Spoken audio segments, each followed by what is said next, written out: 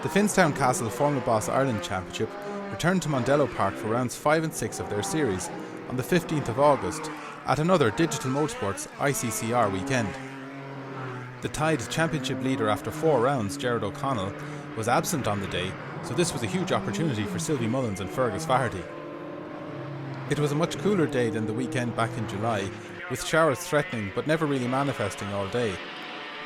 In the Boss 1 Championship for over 2 litre cars, sports car drivers Eamon Matheson and Tom Gaughran would be looking forward to breaking their tie on the day.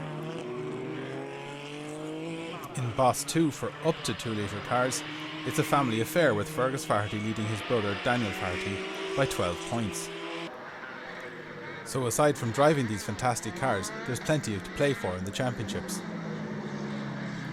A slightly greasy qualifying session had put Sylvie Mullins on pole with Fergus Faherty second. Aaron Gaughran is continuing to prove his pace in last year's championship winning car, and Sam Mansfield was delighted to be on the second row.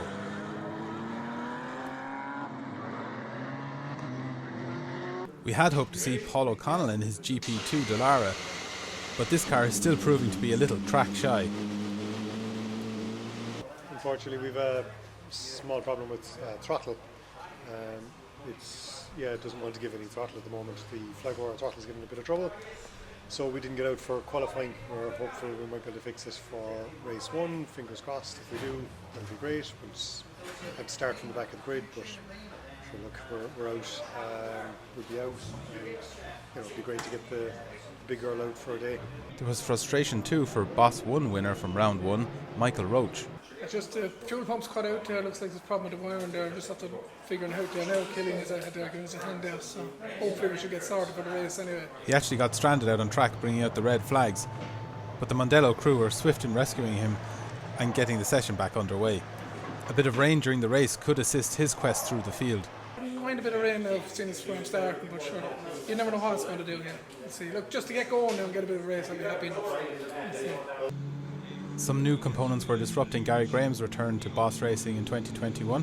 Yeah, but I took the car, there's new paddle shift system fitted to the car, and unfortunately it wasn't changed down there, but I think it's actually a voltage problem, that the ECU wasn't getting the correct voltage, so basically didn't know what to do, so just want to solve it now and see if we can get it sorted out for the first race. Tom Gaughran, the tied leader of Boss 2, didn't seem quite on form today. Well, we've changed the setup on the car, which it feels better, but we were running old super softs just to see if they'd do anything. So the bit of damp at the beginning didn't work for us, and then by about the 5th lap, tyres were dead. So we'll stick a new set of softs on for the race and see how we go. We'll have a battle getting up the field. That's the best way, you know. Boss rookie Roland Doherty had a little adventure in qualifying. Yeah, probably pushing a small bit too hard too early on cold tyres, so just got cut out. But yeah, we got going again. It was a dramatic spin, but he got it gathered up very well. He'd been exploring the setup potential of the car. We're making a few changes in the car just there this morning. I just felt like a grip there in the back, and she's understeering a bit, so it's a learning curve. Know what to turn and what not to turn, and turn it the right way. You know. But we're getting there. Look, it's a learning process, and we're getting there. So I'm happy now. Daniel Faherty had just made the top 10 and was sharing row 5 with Peter Dwyer for race 1. Peter Dwyer was still maintaining his position ahead of these two young guns. Oh, the right place for them. I have to teach them now this time. Roland got his revenge. He wouldn't let me buy him in qualifying, no matter what I done. But got the right place for him. They'll find my yoke is wider this time. Jonathan Files looked like he was enjoying the leery handling of his Lola in the conditions. I know there was a lot of oil put down yesterday, and it's still on the surface. These cars have serious horsepower, so I was a little bit eager to try and get a time in before the rain came. I thought it was going to rain, and I only did 4 laps, and then I came in and parked it up. Tony Greenan and Eamon Matheson were almost inseparable during the qualifying session. Yeah, I was out behind Eamon there, and I think there's only like 0.7 of a second between the two of us there, so He qualified in 6th and I'm just right behind him in 7th there. Both drivers will be looking forward to competing in rounds at Kirkestown on the 28th of August. Yeah, it'll actually be good to drive up at Kirkestown, my home track, so we'll see how we get on up there. Eamon Matheson, now poised on the third row of the grid, has proven he can have a serious influence on a race from that position. Such is the pace, Michael Connolly seems surprised to be the fastest sports car. Yeah, pretty surprised. Wouldn't have expected it, to be honest. But yeah, went out a new set of tyres, and I think that's the difference. They took a while to come in, but the rears came in beautifully after a while, and you could really lean on them. So I think that's the sole difference, really. Sam Mansfield had negotiated the tricky conditions very well. Yeah, we heard now that there's a lot of oil drop down, but it doesn't seem too bad. It's kind of bad in sections, but I don't know whether it's me or the oil, but it's just trying to keep up with that car. It's difficult, but we're getting there bit by bit, learning a lot. It's the most amount of laps I think we've done in a single session, so just learning bit by bit and just getting there slowly but surely. Aaron Gaughran was fully charged after his great performances back in July. Yeah, happy as Larry, to be fair, we'll take that. It was an interesting session, to be fair. Scrubbing in new tyres, I had new brake pads on, so I was trying to get them scrubbed in as well. So the grip really only came to me for the last probably 3 or 4 laps, so to be fair, I'm happy enough. We'll take that every day. Fergus Faherty had proven what he could do when there are no gremlins in the car. No, very good. Today qualified P2. Huge help from, say, the likes of Keane Carey and Shane here as well to get the car up and running the way it should be. And I have to say the car's magic. You know, the car's quicker than I can drive it at the minute anyway. It's definitely very quick, and it's great to get up to P2 without any no problems. It's just straight there, you know. Pole sitter Mullins reflects on how complicated it is with these cars in changeable conditions. We were here Friday, we did a half-a-day session, and I suppose we were here 2 weeks, 3 months ago. We were on the international circuit, and we had the car fairly well dialed in.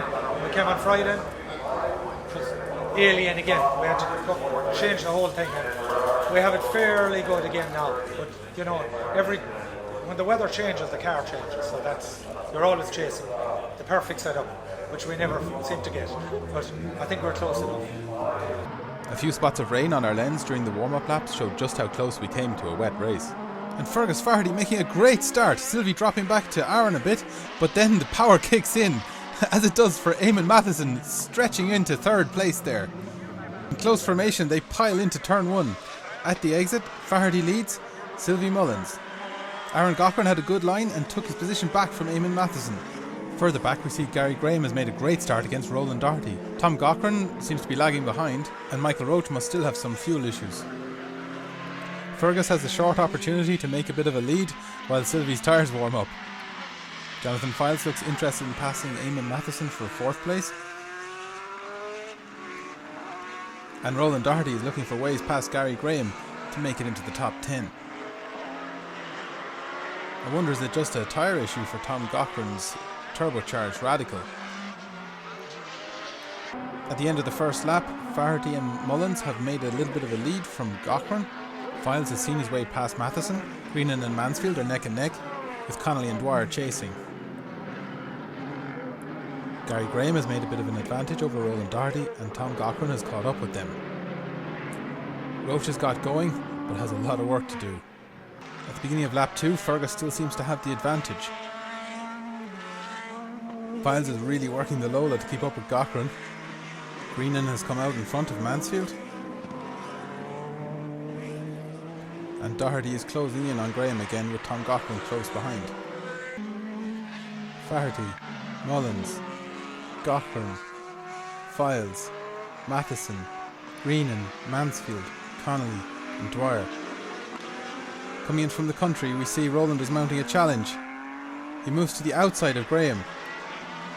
He's taking to this racing like a duck to water. All the way around the outside, a great manoeuvre and safely carried out. Roche is closing in on the action. Completing lap 2, Mullins looks ready to start stretching the legs of the Gould on the Mondello straight. Gaughran is 3rd, Fildes 4th, Matheson 5th, Mansfield looking past Greenan, but the sports car driver holds the position. Back at the line, Gaughran has passed Graham too and making a move on Doherty. It's successful and he moves into the top 10 as Roche approaches Graham. Mid-lap 3 and Sylvie Mullins looks poised to make a move on Fergus Faherty. Aaron Gaughran has a good bit of space, and it's taking some serious car control to keep those Lolas in position amongst the sports cars. Although Peter Dwyer seems to be keeping his on a tighter leash. Onto the main straight, and Sylvie unleashes the full power of the Gould and streaks past Fergus Faherty to take the lead at the beginning of lap 4. But just look how much the Formula 3 car is able to close at the end of the straight and in the corner. Fergus not letting him away with it easily.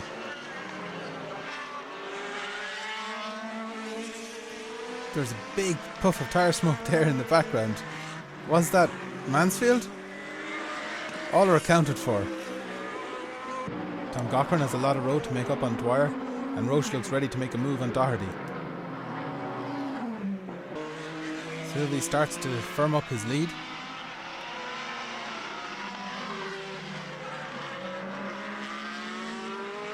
Aaron seems happy to leave them to it and has a good advantage over Fildes.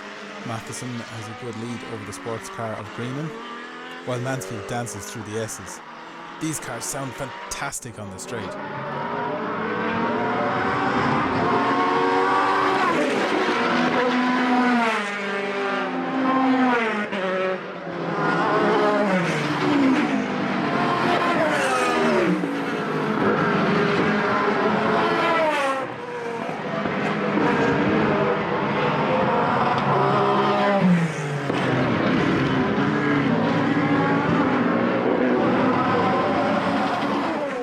Lap 4 we see that Michael Roche has cleared Roland Doherty. There seems to be a little bit of debris on the track there, but it doesn't cause them any trouble. Indeed, this section of the track seems to be drying out nicely.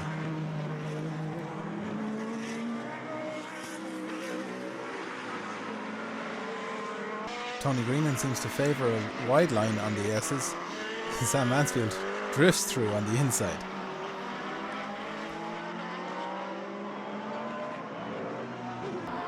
End of lap 5 and Sylvie Mullins seems to have stretched a good lead over Fergus Faherty. Indeed, he's dropping back towards Aaron Gaughran there. Aaron seems to be closing, and Jonathan Fildes is sticking with him. Matheson, Greenan, Mansfield. Conditions do seem to be consistent now throughout the track. This is not the time for heroic manoeuvres, but steady pressure. Greenan and Mansfield's lines still in great contrast. Sylvie looks safe. Aaron is definitely making headway on Fergus, and they've both stretched ahead of Fildes. Aaron Gaughran is definitely a man on the move, and Fildes on opposite lock towards our camera position.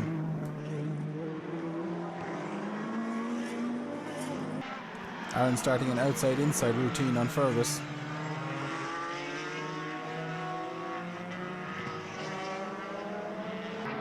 And he's made it work, up the inside onto the main straight. Aaron Gaughran is now second, with Fergus Faherty third. And he looks like he can hold it. Fildes keeping it tidy now in fourth, with Matheson, Greenan and Mansfield keeping it close. Aaron looks to be continuing his momentum towards the front, closing on Sylvie.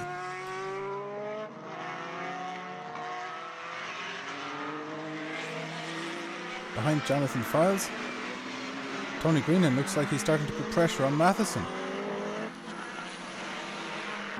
On the straight now, first, second and third look quite evenly spaced. Ken Fildes fourth, and Eamon is always able to make ground on the straight. In the corner though, he's holding back Greenan, and that means Mansfield is really able to threaten him. Indeed, by the S's we see that Sam has made it ahead of Tony. At the end of lap 9, Sylvie has passed Gary Graham, and Aaron Gaughran is in second. Will there be opportunities in the traffic? Fergus Faherty third, Jonathan Fildes fourth, Eamon Matheson fifth, Sam Mansfield sixth, Tony Greenan seventh. then Michael Connolly 8th, and Daniel Faherty makes it out onto the track. Sam putting Eamon under pressure now, but I imagine their cars are fast in similar places. Peter Dwyer's school seems to have broken up for the summer. He's 9th. Tom Gaughran 10th, with Michael Roche close behind, and Roland Doherty keeping up with them. Graham in 13th, Fergus Faherty 3rd, Jonathan Fildes 4th, as we look to see the battle between Matheson and Mansfield, with Tony Greenan ready to collect if either makes a mistake.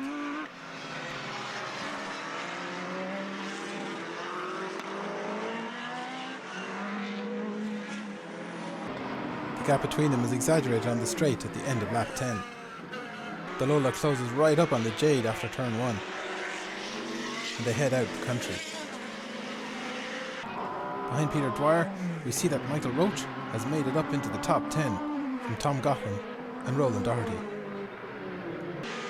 Sylvie Mullins seems to be maintaining a safe margin over Aaron Gaughran. Faherty and Fildes have made it past Gary Graham. And here come the battling trio. Mansfield really has a talent for keeping it tight on the inside of that S-bend. Will he get the inside line? Onto the straight, and Sam has gotten ahead, but you just can't hold Eamon on the straight. This time they're even closer heading out into the country. Back at the finish line, Michael Roche is reeling in Peter Dwyer.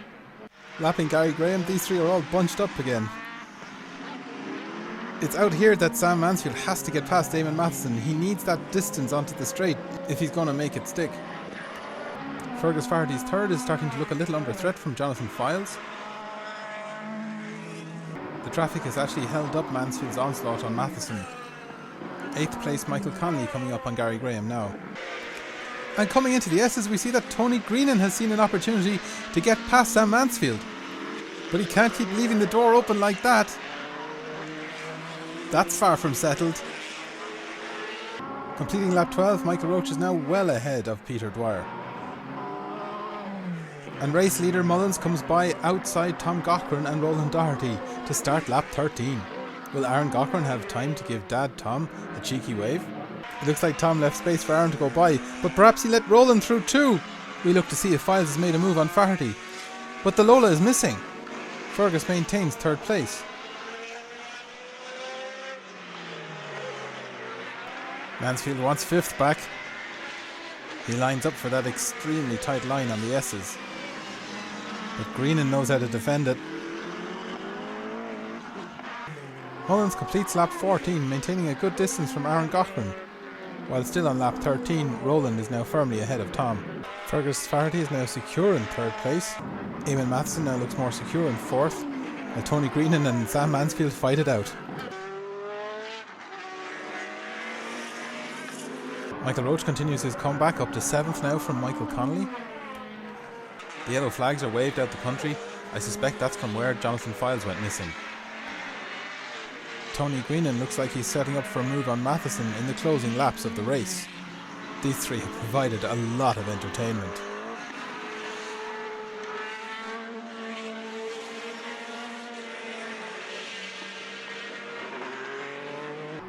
The end of lap 15 for Mullins. He has it well paced from Aaron Gaughran. That's Peter Dwyer 9th and Roland Doherty 10th from Tom Gaughran 11th. Fergus Faherty 3rd. The Jade 4th, Radical 5th, Lola 6th. Tony Greenan taking a lot of curb there to get a look past Eamon Matheson. Mullins starts the final lap, with Gaughran close enough behind. Once he got past Fergus, Sylvie has made this one look easy. Roland Doherty had to fight to get up behind Peter Dwyer this time.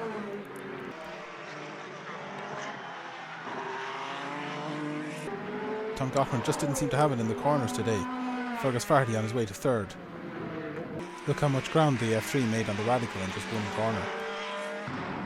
It doesn't look like there'll be any further moves from these three in the final lap. Through the S's for the final time, and Sylvie Mullins and Aaron Gaughran have got traffic to deal with just in the last few corners.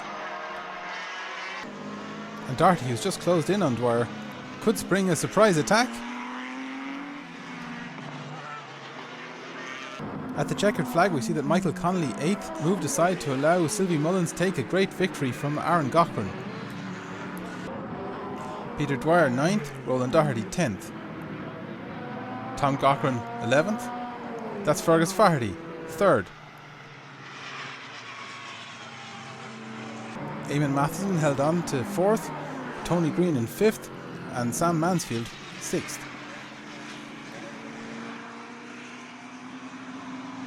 And Michael Roche fought his way back to 7th. Gary Graham was 12th.